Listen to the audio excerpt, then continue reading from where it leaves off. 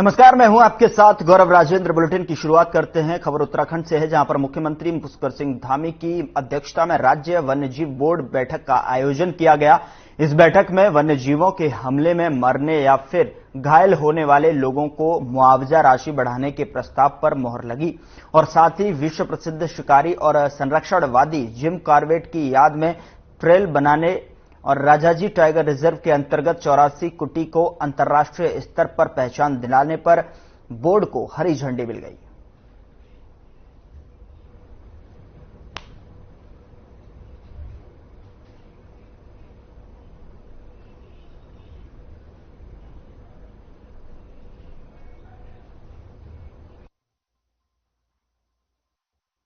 इसमें सो मोटो डिपार्टमेंट अपने आप ही संज्ञान लेगा, किसी को राहत राशि के लिए अब जाना नहीं पड़ेगा और डिपार्टमेंट के लोग स्वयं जो है उस राशि को देने का काम करेंगे। इसके साथ साथ बहुत सारे जो प्रस्ताव 14-15 के थे, 2014-15 के थे, 18-19 के थे।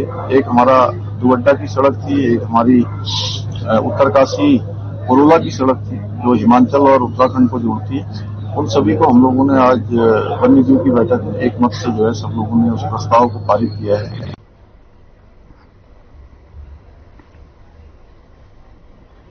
उधर सेंचुरी पेपर मिल से निकाले गए श्रमिक लालकुआं में 137 दिन से धरने पर बैठे हुए हैं। इस आंदोलन को समर्थन देने के लिए पूर्व मुख्यमंत्री हरीश रावत, नेता प्रतिपक्ष यशपाल आर्य, विधायक सुमित हृदयेश पहुंचे, जहां उन्होंने आंदोलन कर रहे कर्मचारियों को अपना समर्थन दिया और 10 दिन के भीतर मिल प्रबंधन और स्थानीय प्रशासन को चेतावनी देते हुए कहा कि कर्मचारियों को वापस काम पर लिया जाना चाहिए, नहीं तो नेता प्रतिपक्ष यशपाल आर्य के नेतृत्व में 10 दिन बाद कांग्रेस कार्यकर्ताओं को लेकर सेंचुरी मिल के खिलाफ धरने पर बैठ जाएंगे और उसके बाद सभी जिम्मेदारी स्थानीय प्रशासन और सेंचुरी मिल की होगी। वहीं नेता प्रतिपक्ष यशपाल आर्य ने कहा कि मिल प्रबंधन को कर्मचारियों की मांगों को सुनना चाहिए। मिल प्रबंधन की हठ धर्मिता ऐसी ही रही तो उनको मजबूरन सेंचुरी मिलकर जो है खिलाफ धरने पर बैठना होगा और आर पार की लड़ाई लड़नी होगी।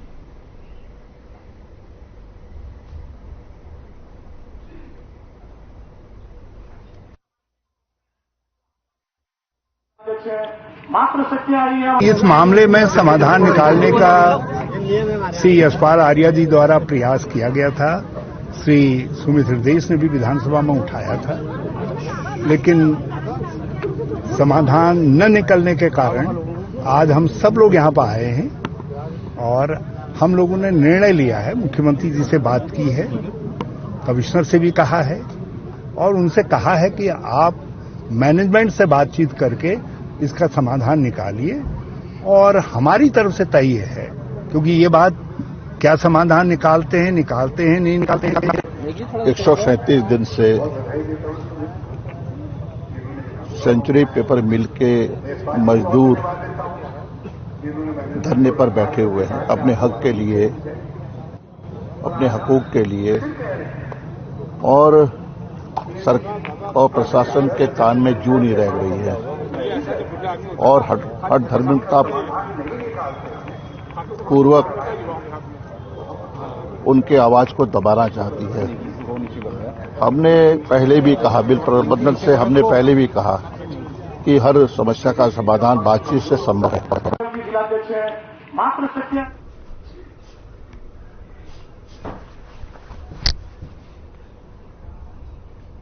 अगर खबर देहरादून से है, बद्रीनाथ धाम के सीमांत माड़ा गांव में रिलायंस 4G टावर के उद्घाटन के साथ 4G सेवा शुरू हो गई है। प्रदेश के मुख्यमंत्री पुष्कर सिंह धामी ने वर्चुअल रूप से रिलायंस 4G सेवाओं का शुभारंभ किया। इस अवसर पर बद्रीनाथ केदारनाथ मंदिर समिति के अध्यक्ष अजेंद्र अजय वर्चुअली मौजूद रहे।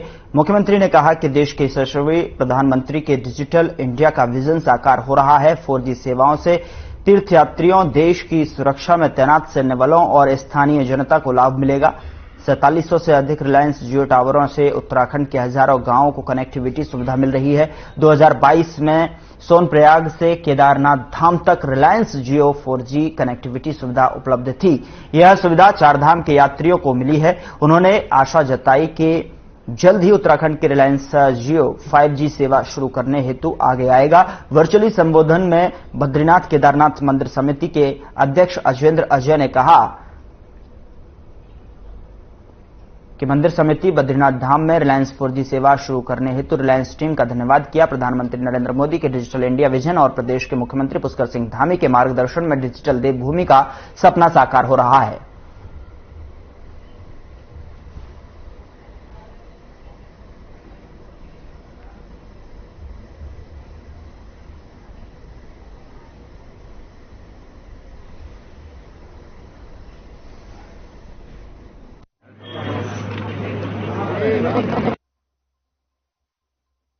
रिलायंस जियो ने आज देश के अंतिम गांव माणा में अपने 4G टावर की शुरुआत कर दी है और ये इससे जो बद्रीनाथ धाम की यात्रा पर आने वाले जो देश विदेश के श्रद्धालु होते हैं उनको सुगमता से मोबाइल कनेक्टिविटी मिलेगी, 4G सेवाओं का वो लाभ उठा सकेंगे।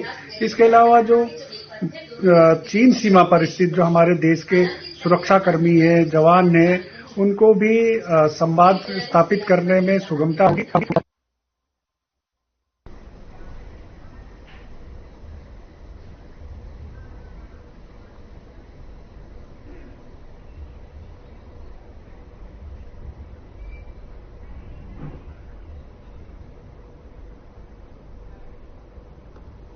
बद्रीनाथ धाम में 4G सेवा शुरू हुई है, जिसको लेकर जियो ने बड़ा तोहफा एक तौर पर देखने को मिल रहा है। रिलायंस 4G टावर लगाकर यहां पर बद्रीनाथ धाम में 4G सेवा शुरू हुई, जिसमें कि जियो ने बड़ा तोहफा देखने को मिल रहा है।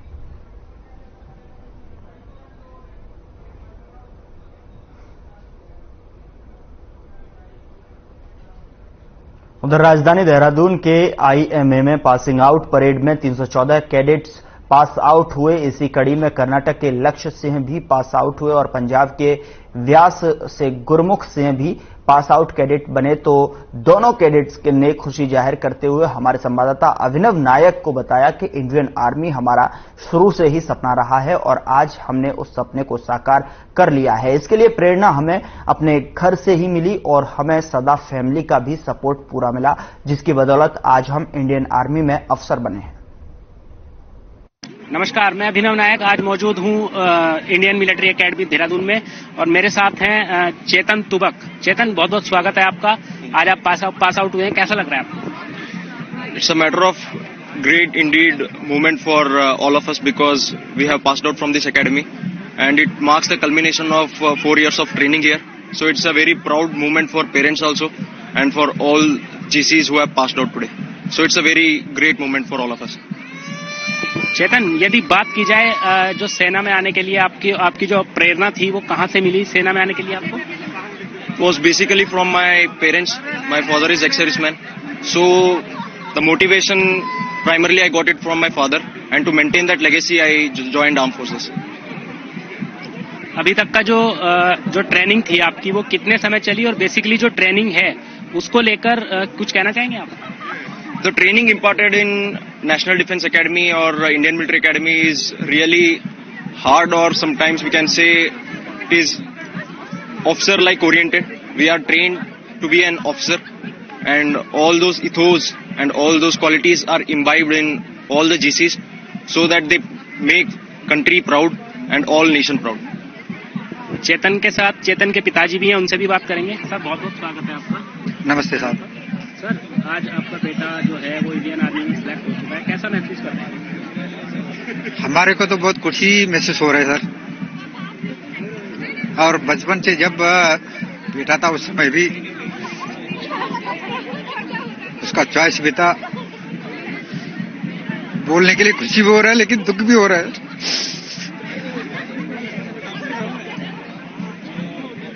ठीक है।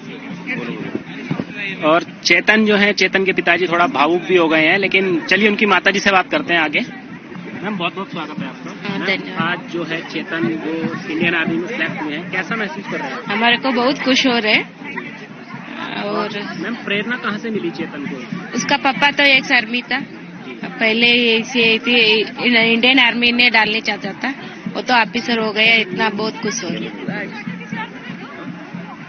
चलिए, उनकी माताजी कह रही हैं कि बहुत फक्र महसूस हो रहा है, आज इंडियन आर्मी में उनका बेटा जो है वो सिलेक्ट हुआ है। और आप मेरे पीछे देख सकते हैं कि जो इंडियन आर्मी में जो आज कैडेट्स जो सिलेक्ट हुए हैं, 315 कैडेट्स की संख्या है। यह कैडेट्स देश के विभिन्न स्थानों पर जो है अपनी सेवाएं देंगे, चाहे वो पाकिस्तान की सीमा हो या जम्मू कश्मीर की सीमा हो या गुजरात की सीमा हो। इन्हीं कैडेट्स की बदौलत जो है वो आज देश सुरक्षित है। कैमरा पर्सन गौरव पंत के साथ अभिनव नायक, हर खबर देहरादून।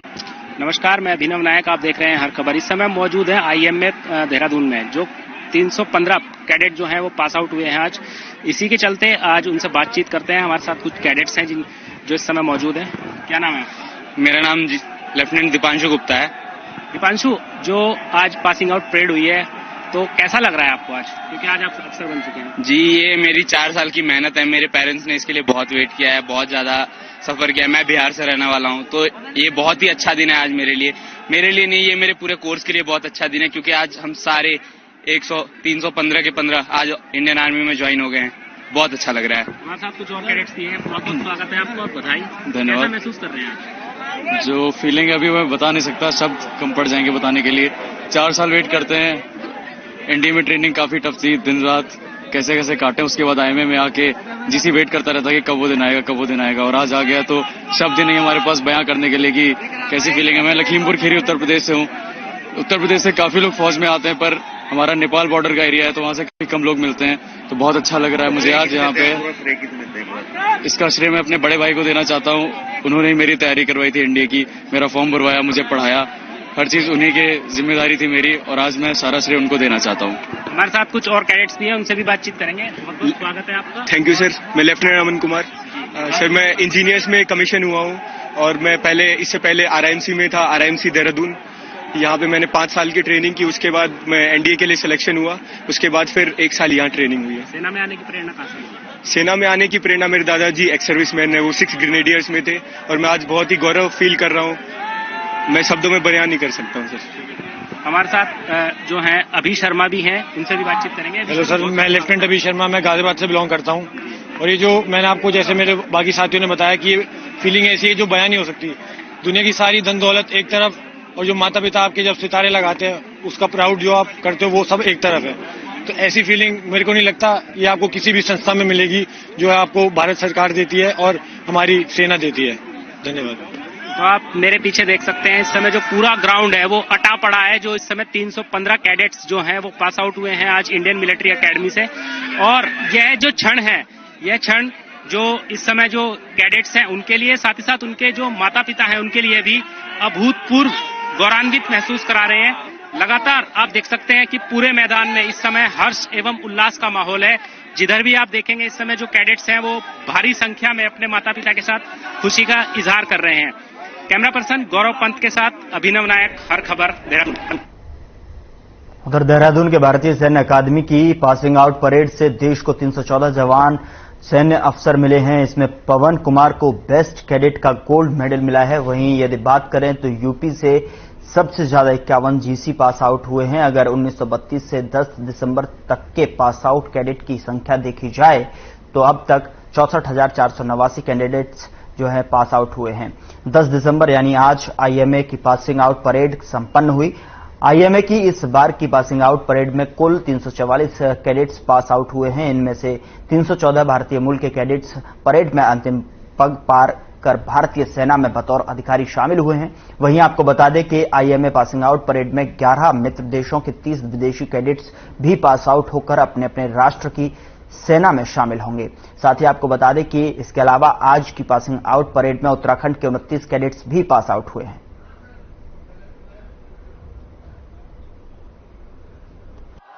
बहुत ही अच्छा लग रहा है। मैं नेशनल डिफेंस एकेडमी का ग्रेजुएट हूँ, और उसके बाद मैंने इंडियन मिलिट्री एकेडमी से अपनी फाइनली कमिश्निंग पूरी की है।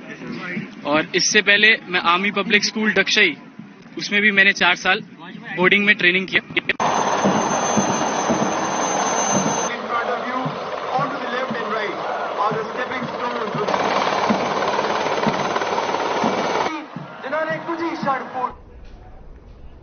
उधर देहरादून में इंडियन मिलिट्री अकादमी में आज पासिंग आउट परेड में 314 कैडेट पास आउट हुए हैं। इस दौरान मेयर सुनील उनियाल गामा ने कहा कि यह हर्ष का दिन है और आज फिर से एक बार 314 कैडेट्स पास आउट हुए। साथ ही कहा कि भारतीय सेना विश्व में मजबूत सेनाओं में से एक है और मैं सभी कैडेट्स और उनके माता पिता को शुभकामना देता हूं और उनके उज्जवल भविष्य की कामना करता हूं।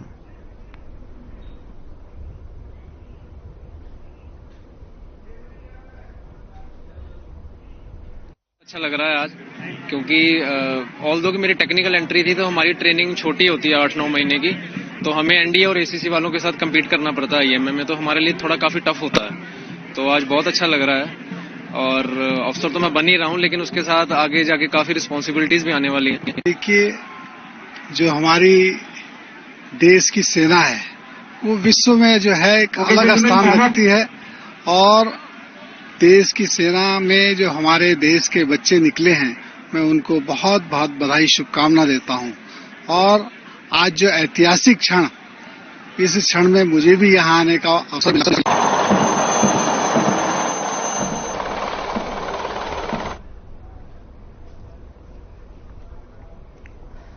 प्रदेश भर में बढ़ रही सड़क दुर्घटनाओं को रोकने के लिए और यातायात नियमों का पालन कराने के लिए सड़क सुरक्षा सप्ताह मनाया जा रहा है। इस कड़ी में हल्द्वानी के संभागीय परिवहन कार्यालय परिसर में भी एआरटीओ विमल पांडे ने सभी संभागीय परिवहन कर्मियों को यातायात नियमों का पालन कराने की शपथ दिलाई। इस दौरान हल्द्वानी संभागीय परिवहन के कर्मचारी सहित कई गणमान्य लोग जो है मौजूद रहे।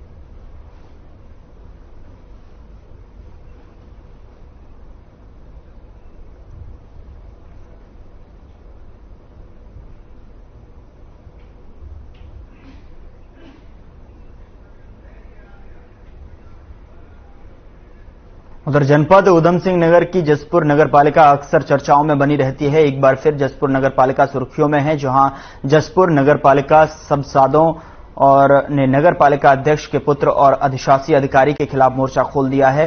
सभासदों का आरोप है कि पिछले कभी लंबे समय से नगर पालिका में घोटाला हो रहा है। 2016 में 8 लाख की लागत से बनाए गए स्वागत द्वारों में समय समय पर मरम्मत के नाम पर लाखों रुपए का घोटाला किया गया है। वहीं साथ ही सभासदों का कहना है कि 2018 में नगर पालिका की 14,50,000 की दुकान नीलाम की गई थी, जिसका 6.5 लाख रुपए भी जमा कर दिया गया था। सभासदों की ओर से इसकी शिकायत मंडलायुक्त और जिलाधिकारी से की गई, जिसमें उन्होंने कार्रवाई का आश्वासन दिया है।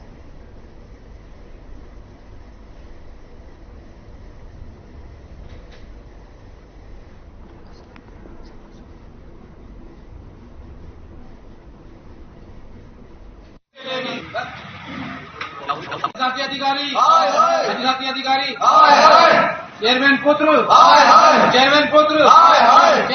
कमिश्नर साहब दीपक रावत जी से और डीएम साहब से जो मुलाकात की है, हमने जो नगर पालिका में स्वागत द्वार लगे हुए हैं 2016 में वो स्वागत द्वार पूरे नए 8 लाख रुपए के लगे थे।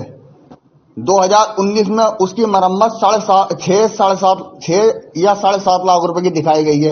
आज उन्हीं स्वागत द्वारों की जो 8 लाख रुपए के नए लगे थे, उन्हीं स्वागत द्वारों को 14 लाख रुपए के मरम्मत के नाम पे पैसा गबन किया गया। कमिश्नर साहब से मिले, वहां पर हमने जो है नगर पालिका में जितनी अनियमितताएं हो रही हैं उसके बारे में उन्हें बताया कि एक तो हमने बताया कि जो हमारे स्वागत द्वार लगे हुए हैं नगर पालिका के सीमा के अंतर्गत, उसमें बहुत धांधलीगर्दी हो रही है, क्योंकि जब 2016-17 में तीनों गेट लगे थे, शायद इनका नए गेटों का जो निर्माण हुआ है शायद 6 से 7 लाख के बीच का निर्माण हुआ है। उसके बाद इनका जो है सौंदर्यकरण 18-19 में किया गया, 18-19 में भी शायद 7-8 लाख का इनका सौंदर्यकरण किया गया। उधर रुड़की आबकारी निरीक्षक ने मुखबिर की सूचना पर अपनी टीम सहित मंगलौर क्षेत्र के छापेमारी की है। इस दौरान कच्ची शराब बनाने वाले 2 लोगों को गिरफ्तार किया है। वहीं मौके से कच्ची शराब बनाने के उपकरण भी बरामद हुए हैं और वहां से बनी हुई शराब के सैंपल लिए गए हैं। लहन को भी वहीं पर नष्ट कर दिया गया है। उन्होंने बताया कि यह काफी दिनों से यहां काम कर रहे थे और इससे पहले भी ये लोग कहां पर शराब बनाकर बेच चुके हैं, और लेकिन जिस तरह से आबकारी विभाग के अधिकारियों ने कार्रवाई की है, अब देखना होगा कि आगे की कार्रवाई किस तरह अमल में लाई जाएगी।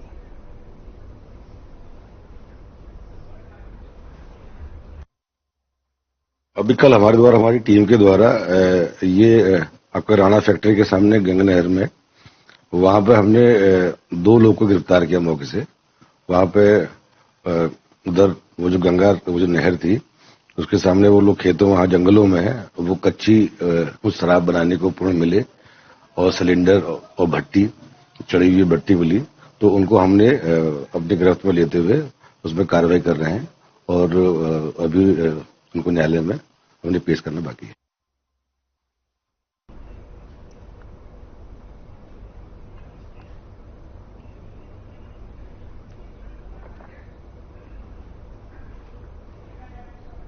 शराब बनाने के उपकरण भी बरामद करते हुए साथ ही साथ आबकारी विभाग की इस छापेमारी में 2 लोगों को गिरफ्तार किया गया है। तस्वीरें आपके सामने हैं। शराब बनाने वाले 2 लोगों को भी यहां से गिरफ्तार किया गया है और साथ ही साथ मौके से बरामद हुई लहन को भी नष्ट किया गया है। तो आबकारी विभाग की ये छापेमारी के दौरान शराब बनाने वाले 2 लोगों को गिरफ्तार किया गया है। फिलहाल बुलेटिन में इतना ही। नमस्कार।